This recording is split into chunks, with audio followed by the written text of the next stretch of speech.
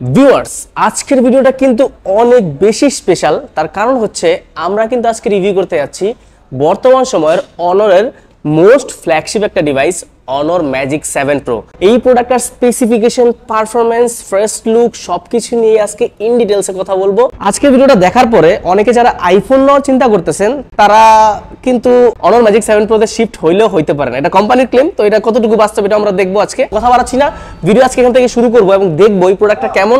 এখনো যারা আমাদের চ্যানেলটা সাবস্ক্রাইব করেন নাই, সাবস্ক্রাইব করার পরে পাশে থাকা বেল আইকনটি বাজিয়ে দেবেন যাতে করে এরকম ভিডিও আমরা রেগুলার আনতে পারি। তো কথা বাড়াচ্ছি না, ভিডিও শুরু করা যাক। তো ফাইনালি আমাদের হাতে দেখতে পাচ্ছেন অনর ম্যাজিক 7 প্রোর বক্স, যেটা কিন্তু ব্ল্যাক এন্ড হোয়াইট কালারের কম্বিনেশন, আর নিচের দিকে লেখা আছে ম্যাজিক ওএস। তো এখান থেকে আমরা যদি খুলি তাহলে সবার আগে দেখতে পারবো হচ্ছে ডিভাইসটা এখানে রাখা আছে। তো ডিভাইসটা কিন্তু আমরা রাখলাম সাইডে, তারপরে দেখবো হচ্ছে অনরের স্টিকার্স, পাশাপাশি কিন্তু এখানটা আমরা পেয়ে যাবো হচ্ছে সিম ইজেক্টর পিন, যে পিনটা কিন্তু অনরের টিপিক্যাল পিন, দেখতে মোটামুটি সুন্দর লাগে। এন্ড এই পাশটা কিন্তু আমরা পেয়ে যাবো হচ্ছে অনরের ডকুমেন্টেশনস প্লাস হচ্ছে আপনার গিয়ে কাভার, যেই কাভারটা হচ্ছে একটি সিলিকন কেস, হার্ড কেস বলা যায়, মোটামুটি অনেকটাই প্রিমিয়াম, আপনারা লং টাইম ইউজ করতে পারবেন। রাখলাম সাইডে। তার পাশাপাশি ভিতরে যদি আমরা চলে যাই তাহলে কিন্তু দেখতে পারবো একটি 100 ওয়াটের চার্জার কিন্তু ভিতরে দেওয়া আছে। পাশাপাশি আমরা পেয়ে যাচ্ছি হচ্ছে USB type A to type C cable. So this is Honor Magic 7 pro. Just look at this colour, oh my god, কতটা প্রিমিয়াম লুকিং। জাস্ট পিছনে দেখেন, পুরোপুরি সিরামিক শিল্ড ফিনিশ, ক্যামেরা রিংয়ের মধ্যে সুন্দর একটা ডিজাইন, ক্যামেরা সেটআপটা কত সুন্দরভাবে ম্যানুফ্যাকচার করেছে। সামনে কিন্তু মাইক্রো কোয়াড কার্ভ ডিসপ্লে আমরা পাচ্ছি, অ্যান্ড মোটামুটি অনেকটাই ভারী ফোনটা। তো এগুলো নিয়ে আমরা বিস্তারিত পরবর্তীতে কথা বলবো। তো চলে যাওয়া যাক হচ্ছে মূল স্পেসিফিকেশনে। অনর ম্যাজিক 7 প্রোর ইনহ্যান্ড ফিলের কথা বলতে গেলে 6.8 ইঞ্চির একটি মোটামুটি বড় সাইজের ডিসপ্লে এখানে ব্যবহার করা আছে, পাশাপাশি 223 গ্রামের ওয়েট এবং 8.8 মিলিমিটারের থিকনেস। যথেষ্ট ভারী ফোন, তবে ফ্ল্যাগশিপ হিসেবে আমার মনে হয় যে ওয়েট ব্যালেন্সটা ঠিকঠাকভাবে করতে পারছে। তবে ক্যামেরার দিকে হালকা একটু ভারটা বেশি চলে যায়, তো যেটা হচ্ছে আপনার অ্যাজ ইউজুয়াল আমরা ফ্ল্যাগশিপ ফোনে দেখে থাকি। অ্যান্ড পিছনে কিন্তু পুরোপুরি গ্লাস ব্যাক, সামনে কিন্তু ন্যানো ক্রিস্টাল প্রোটেকশন হচ্ছে ব্যবহার করা আছে, যেটা কিন্তু অবশ্যই ভালো বিষয়। আর মাইক্রো কোয়াড কার্ভ ডিসপ্লে হওয়ার কারণে কিন্তু আপনার হচ্ছে ওই কার্ভ ডিসপ্লের যে একটা ক্ষতি, কোনার পরে গেলে হচ্ছে কোনা ভেঙে যাও, ওই সমস্যাটা কিন্তু এখানে খুব কম হবে। বাট এটা যদি আপনি হাতে নেন অথবা অন্য কেউ আপনার থেকে হাতে নেন তাহলে কিন্তু সেও বুঝতে পারে যেটা ফ্ল্যাগশিপ ফোন। তো ইনহ্যান্ড ফিলের দিকে আমার কাছে মোটামুটি অনেক ভালো লেগেছে।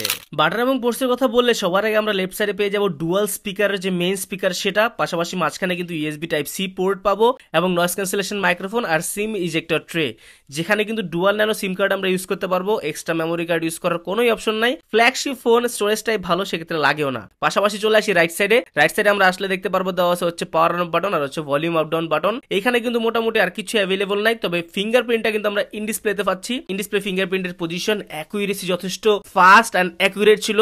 মানে to be honest with you, এই যে ফিঙ্গারপ্রিন্ট এখানে ব্যবহার করা, এইটা আমার দেখা ওয়ার্ল্ডের ফাস্টেস্ট ফিঙ্গারপ্রিন্ট এভার। মানে টাচ করার সাথে লিটারেলি ন্যানো সেকেন্ডের মধ্যে খুলে ফেলছিল, এবং এটি একটি আলট্রাসনিক ফিঙ্গারপ্রিন্ট। পানিতে পড়লে অথবা পানির ছিটা ফোটা থাকলে কিন্তু খুব ভালোভাবে ফিঙ্গারপ্রিন্ট খুলে যায়। শুধুমাত্র ফাস্ট ফিঙ্গারপ্রিন্টই না, আমরা কিন্তু অ্যাপেলের মতো 3D ফেস আইডি পাচ্ছি, যেটা কিন্তু সুপার ফাস্ট ছিল, সাথে সাথে খুলে যাচ্ছিল কোনো রকম লেটেন্সি ছাড়া, একদম পুরোপুরি সিকিউর। এন্ড লেফট সাইডে যদি চলে আসে তাহলে দেখতে পারবো পুরোপুরি ফ্ল্যাট, কোনো রকম পোর্টস এন্ড বাটন কিন্তু লেফট সাইডে অ্যাভেলেবল নাই।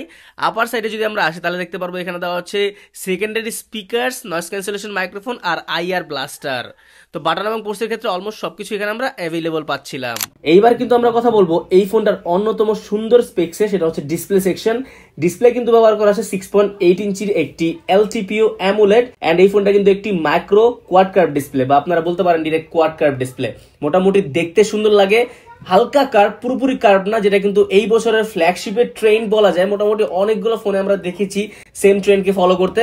এন্ড এই ডিসপ্লেটা হচ্ছে 120 হার্টজ রিফ্রেশ রেট সাপোর্টেড, পাশাপাশি 1 billion colour supported. Dolby vision তো অবশ্যই সাপোর্ট আছে, পাশাপাশি কিন্তু আপনারা এইচডিআর ইমেজ সাপোর্ট পাচ্ছেন এই ফোনটাতে, এইচডিআর 10 প্লাস এর সাপোর্ট পাচ্ছেন, 1500 নিটস এর হাই ব্রাইটনেস মোড এবং 5000 নিটস এর পিক ব্রাইটনেস। মানে হচ্ছে আপনারা অলমোস্ট সব রেকর্ড ভেঙে দিয়ে 5000 নিটস এর পাচ্ছেন।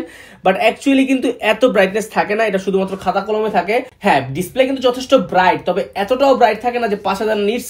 কোম্পানি কিন্তু নিজেদের খাতা কলমের হিসাব আসলে দেয়। এবং এই ফোনটাতে কিন্তু 453 পিপিআই ডেন্সিটি ব্যবহার করা আছে। আমরা যদি রিয়েল টাইম এক্সপিরিয়েন্সের কথা এখন বলি, মোটামুটি মাল্টিমিডিয়া কনজাম্পশনে কিন্তু একদম হাইয়ার রেজুলেশন ভিডিও আমরা দেখতে পাচ্ছিলাম খুব ইজিলি। মোটামুটি আপনার হচ্ছে 4K ভিডিওগুলো আপনার হচ্ছে ইজিলি প্লে করতে পারতেছিল। চিনটা কিন্তু আছে মোটামুটি 90% এর মতো, যার কারণে কিন্তু আমরা একটা ব্রেজেললেস এক্সপিরিয়েন্স এখান থেকে পেয়েছি। মাইক্রো কোয়াড কার্ভ হওয়ার কারণে কিন্তু আপনার হচ্ছে ব্রেজেলটা ওইভাবে বোঝা যাচ্ছিল না। এবং ডিসপ্লে কালারের কথা যদি বলি, মোটামুটি ভিভিড কালার প্রোভাইড করতেছিল, একটু পাঞ্চি, একটু কালারফুল। তার পাশাপাশি কিন্তু এই ফোনটাতে IP68-69 এর রেটিং আছে, যার কারণে আপনারা হচ্ছে ডিরেক্ট পানির নিচে কিন্তু ফোন ইউজ করতে পারবেন কোনো রকম প্রবলেম ছাড়াই, পানি অথবা ধুলাবালি থেকে একদম পুরোপুরি প্রোটেক্টেড। তো মোটামুটি ডিসপ্লে সেকশনটা কিন্তু অনেক বেশি ইমপ্রেসিভ ছিল। Honor Magic 7 Pro এর অন্যতম বড় হাইলাইট হচ্ছে এটার অডিও স্পিকারস। জাস্ট ওয়াও, আমি এতক্ষণ যখন চেক করছিলাম আপনাদেরকে একটু শোনানোর ট্রাই করি।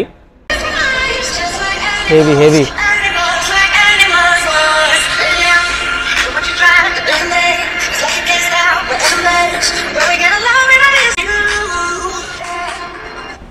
ভাই, you are gonna love it, believe me, you are gonna love it. এটা সাউন্ড কোয়ালিটি আসলেই জোস। তো আমরা কিন্তু এখন চলে আসবো এই ফোনটার পারফরম্যান্স সেকশনে। পারফরম্যান্স সেকশনে যদি আমরা আসি, তাহলে কিন্তু সবার আগে দেখতে পারবো কোয়ালকম স্ন্যাপড্রাগন 8 এলিট, একটি 3nm বেসড 2025 সালের ফ্ল্যাগশিপ চিপসেট এখানে ব্যবহার করা আছে।